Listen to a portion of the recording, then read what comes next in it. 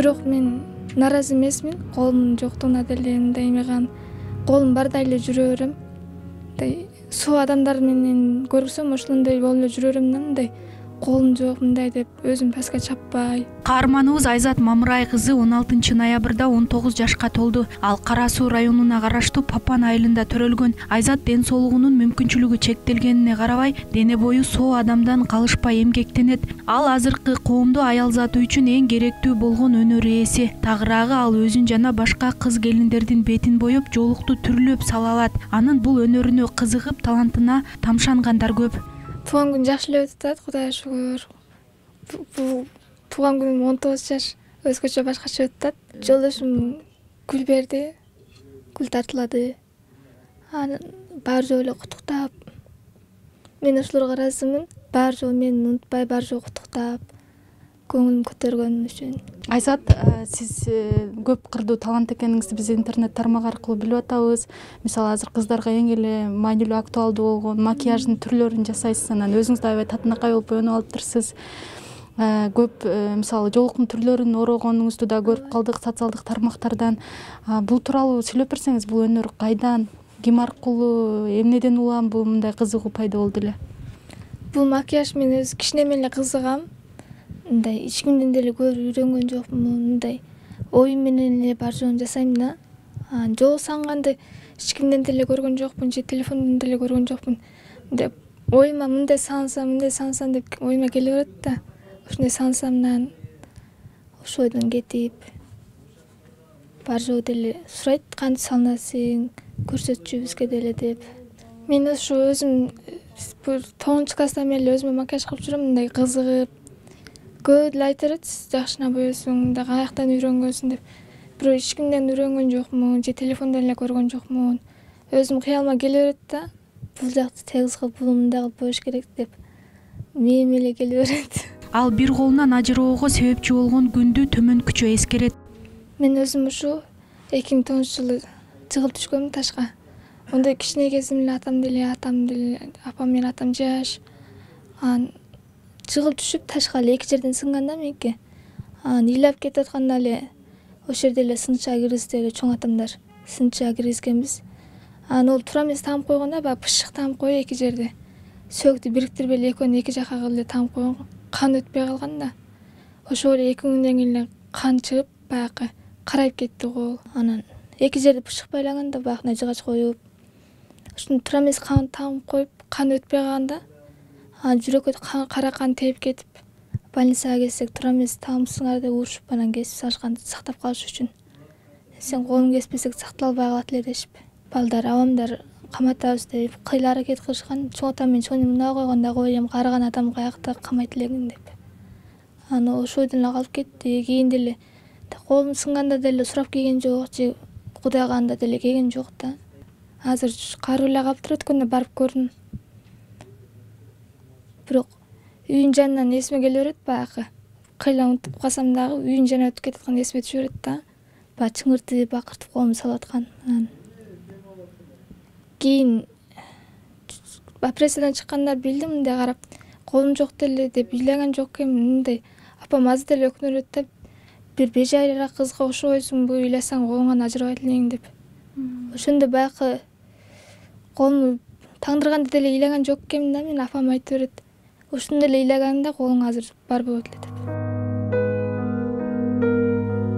14 жашка чейин ооруканадан башы чыкпай жүргөнүн айткан ал, оорукана ийне десе жүрөк заар канат деп буларга токтолду. 14кө чыккыдер болду. Мындай 1 жылда 3-4 жолу сөөгү өсүп атты да. Сөөгүктү кестирип туруш керек экен, ооруй берет да. Кадимкидей эле операция кылат, ого деле наркоз берип, тигип. Ошентип 14кө чыккыдер болду да. 8 жашыман 14кө чыккыдер. 14кө чыккандан өспөй калды. Өтө бир больницага жата элек менен. Больницадан деле тажап калдым. Өзүм деле көнүп калдым.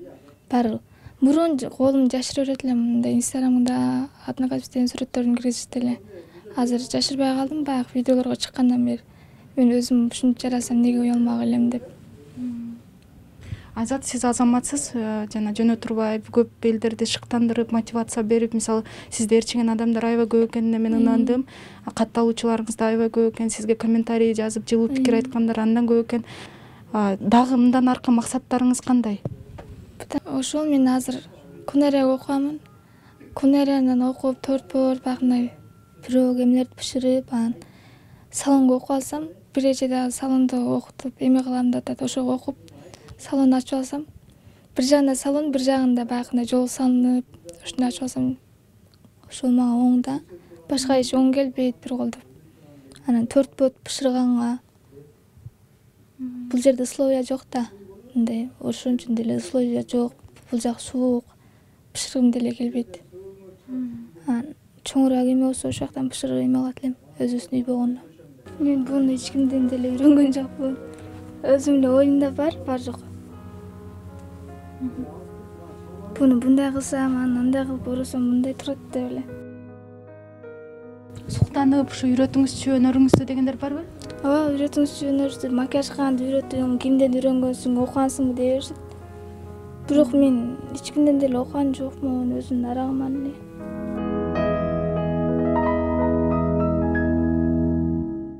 Аташ бир баягындай шарптарды деле, жолдорду деле азыр көбүнчө ресторанга эме кылып калышты го. Ошону кетиргенге болот да. Бул мындай деле таштаса болот. Баягы ресторандын көйнөктөрү бар го, ошолор менен. Кандай кийим менен кийип кетсең, ушундай жолдорду, шарптарды ороп кете берсең болот да, чач жасатпай эле. Бунун аталышы деле жок, бул баягындай. Өзүңүздүн эле фантазияңыз. Буну көбүнчө эме менен кылса болот да, баягындай. Юбка, шымданып жүргөндө.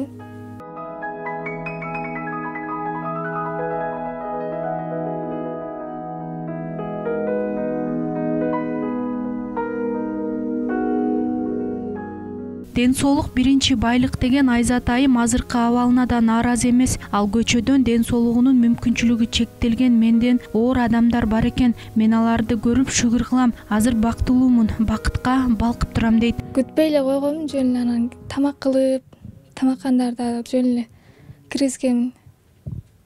Мындай тамак кылсам түрдүрүп эле күйөөм дагы күлө берет, артист боло бербечү деп.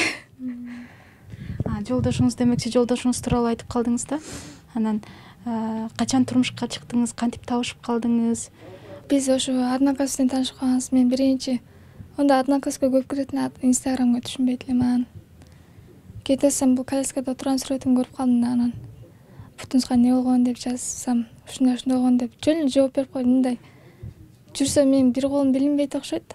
Билинбей эле анан кийин мен деле колум сынган, бул бар жөн пешенесине барды. Анан үйлөнгөнсүзбү десем жок деди. Анан үйлөнө албайсызбы, уже 32-ге чыгып калыпсыз го деп. Эми үйлөнөм буйруса кылсак деп ошентип. Эми ошентти. Анан кийин эле мен жөн эле тамашага салып, анан апама айттым, жөн эле ошо тие албайсыңбы деди. Ошон тамашалабында апама айткан эмесмин. Анан бул эмне болду, күч алып кетти окшойт. Анан эле мындай ошодон кийин жакшы көрөм мындай деп жазып баштады ама мындай мен деле ишенбейт элем, баары бул 32 жаш болсо, мен 18 жаш болсом кантип эле деп. Анан апаң номерин бер, апаң менен сүйлөшөйүн деп ошентти. Апама берсем, апам экөө жакшы эле сүйлөшүп. Анда мен мындай өжөр кыз дем да. Жөн эле бул менен ака карындаш болуп эле сүйлөшөт элем. Ака карындаш кантип эле турмуш куруп кетсин деп. Апам экөө сүйлөшүп, апам тийбей кандайга тиет элең деп берди. Анан той белгилешип, ушул жакта эле той кылышты. Ошко барып 2 машина алып барып келишти. Бирок азыр турмушка чыкканыма өкүнбөйм. Күйөөм жакшы, эч мага катык сүйлөбөйт. Мындай үйлөнгөнүбүзгө 9 ай болсо деле бир дагы урушкан жокпуз, бир дагы катык сөз айткан жок.